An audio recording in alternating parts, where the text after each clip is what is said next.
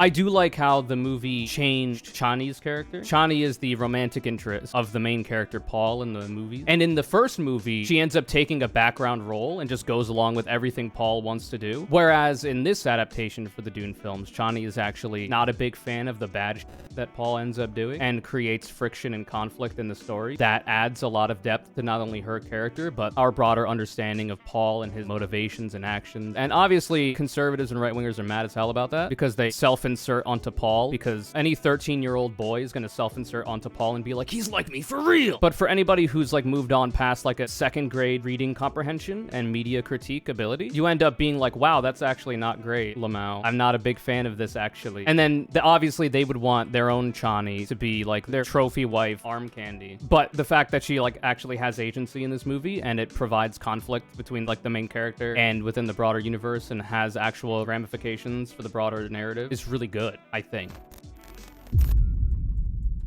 Lisan al Glorp, so true. Lisan al Gaib. Dune 2 was very good. I don't know if I mentioned having seen it.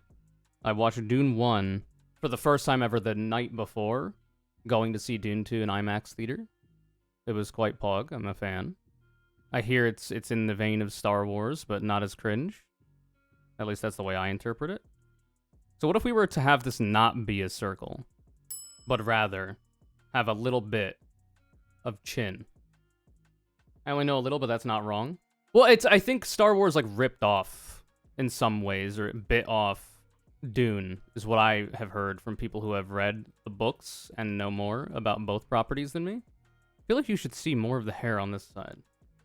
Star Wars borrowed heavily from major sci-fi of the time, which includes Dune. Yeah, something like that. It has been funny to see people, like, whenever a streamer does something very good in a game or whatever, people will spam, like, whatever excitement emote, like PogChamp, blah, blah, blah, and go, Lisan al-Gaib! Very funny. Like, Arabic languages generally, and then also Islam, is, like, kind of on a fucking upward trend in some ways in terms of its cultural relevance. Like, white people are saying, like, inshallah, if Allah wills it, if God wills it, and shit. Because it's fun, and it's an appreciation of it, I think, rather than making fun of it, which is good, considering the history of the United States and the broader West's engagement with Islam and Muslims broadly. It's good to see. I'm not a theist, but we stan our progressive Muslims and other progressive religious people. I'll agree to disagree on the God being a real thing or whatever. I love Habibi as a word. Yeah, it's cute. The screaming bigots aren't essential in U.S. culture these days, so there's room for cultural influence to keep in. Yeah, and especially considering Dune is literally based off of, like, Iraq. That's why the planet's called Arrakis. Like, Iraq is, you know? And that's why all the people there are brown and speak a language that is fictional but derived from Arabic, you know? And the whole point of the movie is that the broader world and the hegemons of power discovered a really important, naturally occurring resource on this planet called spice. And then it has now been registered as, like, this is where we get all of this shit, which is now entirely pivotal to our continued survival and flourishing as a species, because it's a fuel for, like, interstellar travel or whatever. And it can only be found on this planet. So then now there's a war over oil, spice, and its control, because he who controls that has a lot of sway in the broader political climate in the universe. You know, it's not... Listen, all I'm saying is that the conservatives are right. It's really just a movie about how Paul Atreides is a good guy, and it's a non-woke movie because he ends up becoming more of a fascist as the movie goes on. And evidently that's a good thing to these people who are commenting on it. And they don't understand media and what the movie is trying to say whatsoever, because they never do. Anyway, it's very funny. Who is Baron Harkonnen in this analogy? Well, the Harkonnens are, like, literally Nazis. Like, they are the most obvious representations of fascists, because, like, their world is literally in black and white. They see things in black and white. They are all white, like, literally, like, titanium white. At least the ones that are in power. I think it's like I don't know the ins and outs of it, but I don't believe they naturally occur as, like, marble statue-looking white people. I think that's, like, a thing that's done, because there are others there that are not that, right? I'm not sure, though. So he's just Space Hitler? Well, he's one of several Space Hitlers in the Dune universe. There are many. Because, like, there's going to be, I guess, mild Dune spoilers here. But, like, you're led to believe that House Atreides are the good people. They're the USA, by the way. At least that's my interpretation. And that they have, like, a nice public face. They're, like, more kind when it comes to their colonial imperial projects and being a petrostate when they end up getting Arrakis. The Fremen, the people that were born and live on Arrakis, which is a very inhospitable area, a sand planet with big-ass sandworms, they are very clearly, it's just a rock. I think the USA is both. Well, there's an argument to be made about that. Hello, thank you very much, Humanist Report, for the raid. Hope you had a good stream. What's going on? I was just MS Paint mouse drawing my D&D player character. Thank you very much, Matt Binder, for the raid as well. Hope you had a good stream. I assume you were both doing a show together or something. And you've both decided to raid me. Appreciate that very much. But anyway. So, like, you're in the show, or in the movie, House Atreides is put up as the good guys. They are, like, the nice, smiling face of imperialism. They're more civil. Whereas the Harkonnens are literally Nazi Germany. They are militaristic fascists. Very clearly. Very brutal people that refer constantly to the Fremen, the brown people that speak a fictionalized version of Arabic. On the sand planet that is Arrakis, they refer to them constantly as rats and dehumanize them in that way. It's very clear and obvious. I'm not breaking any ground here. But, like, you're supposed to be like, okay, well, the lesser of two evils there is House Atreides with the main character, Timothée Chalamet, you know? And, like, that is true for a time. But then, you know, you end up finding out that maybe our protagonist isn't actually a protagonist, you know? He's not, you know, and I don't want to spoil too much. But it really is a movie about lesser evils, which is unfortunate. Because, like, I'm not rooting for either, you know, militaristic, imperialistic, colonial, fascist, or, like, neo-fascist civilization. But if I have to choose one, you know, House Atreides certainly seems better than literally Nazi Germany. And then you have, you know, the Bene Gesserit, and you have the Emperor, and all of those shenanigans. I think it's a really fun movie, because there's a lot of politics. It's a political movie. There's a lot of politics in universe. And it's fun to analyze it from that position. I've always enjoyed doing that in media, for media that allows it. Not just that there's a political ideology or political message that's being delivered by the writer of the books or the director and writer of the adaptation for the films, but rather in universe there are politics. Like, there's an empire, there's an emperor, there's a variety of, it's like neo-feudalist, there's a bunch of different houses and kingdoms that rule over specific planets and whatnot. It is political. But it's also political from a meta context, and I find that a lot of fun. Anyway. Are the Bene Gesserit meant to be like the Illuminati? I don't know if there is a direct analog to what the Bene Gesserit are in the universe.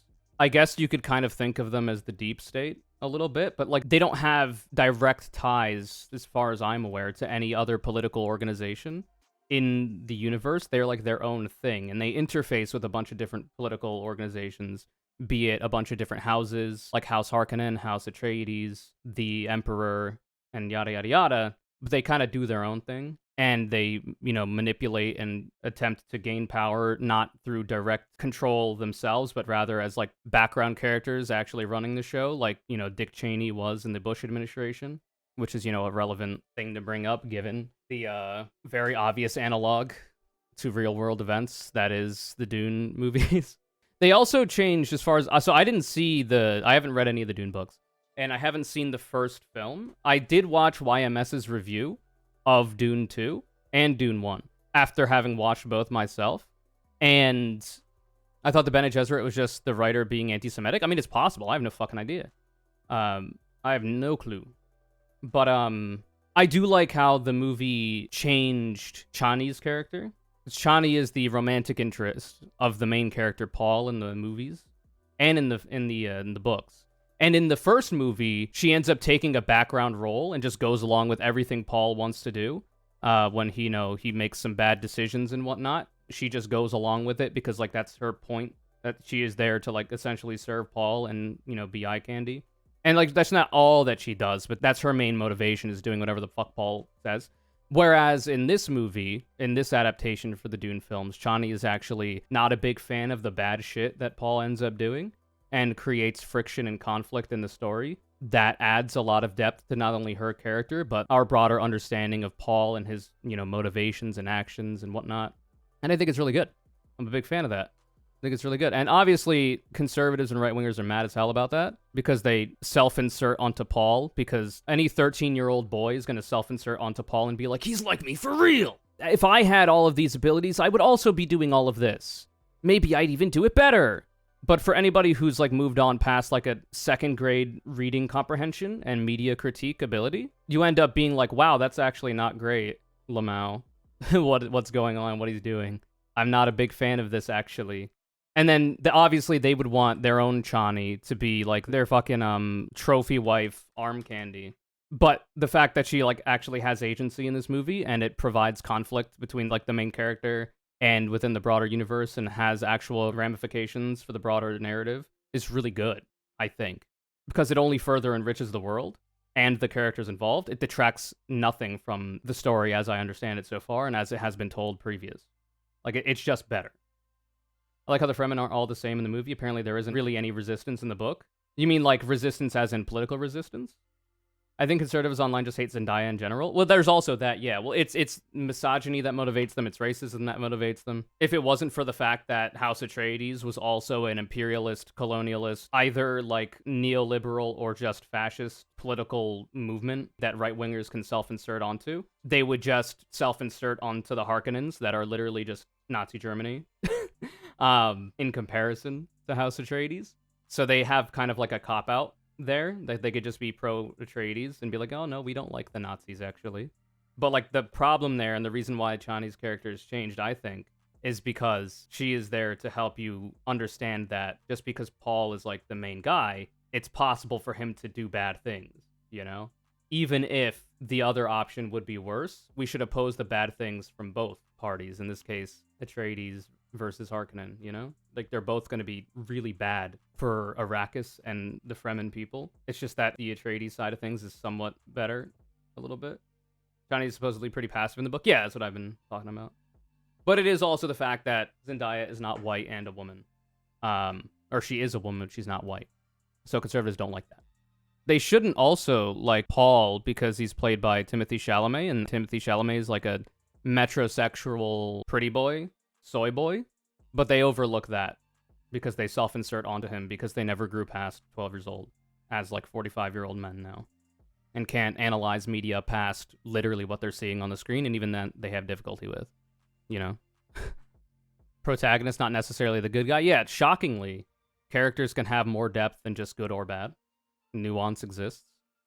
Kind of dig stories that do that. Well, it's kind of in vogue in contemporary media to have like an anti-hero. But it's fun. It's a good show. Good movie. I will probably not read the books. I might listen to the audiobooks if I care enough. The audiobooks are good. Well, the problem that I have with that is that I like what I'm seeing from the film adaptation, and I know the books, there are going to be some differences, which is why I will always probably prefer the film adaptations, which means I have to wait however long to be able to see Dune Part 3, Dune 3 of your moms, and who knows when that'll come out. But yeah, I've never been like a big sci-fi kind of guy, but I vibe with Dune Your Mom. I didn't think I would. Like, people would ask me in the past, like, oh, have you seen Dune? And then when 2 came out, have you seen Dune 2? And I was like, nah, it's not really my vibe. Turns out, my tastes have changed. I still have not seen a single Star War, though. And I don't intend to start anytime soon. The only Star War I will see in my life, probably, is probably going to be, I almost said Anor Londo. Andor, because apparently that's really good, and I might watch it with friends, but other than that, the differences aren't major. Well, we'll see. But anyway, Dune good. Hogger. That's it. I don't know. Me talking about the politics of Dune, I think people on the main channel would like that. It's just so much easier to make content for the second channel. I'm hoping the second channel does fairly well, given time. I gotta do more to advertise it, though. What if I just, like, cut it here? Cut it. Cut it. Cut it. Like, this is fucked. Ye fucking what? Alright, it's impossible. It's like, it feels like it should be further to the side, but evidently not. Like, this seems correct. I love the second channel for when I'm trying to get stuff done. Hell, that's what it's for. Like, it's specifically second monitor content. And proudly so. Wow. I'll let that simmer. I think this looks fine. I think the problem was that this was too high, so it going down like that was not great. That said, very happy with how this turned out for a dank meme stream drawing. Looking good. I'm feeling pretty confident in my ability to draw shit nowadays. Feels good, man. Gotta take a screenshot of it with the MS Paint window around it. Very important for the aesthetic.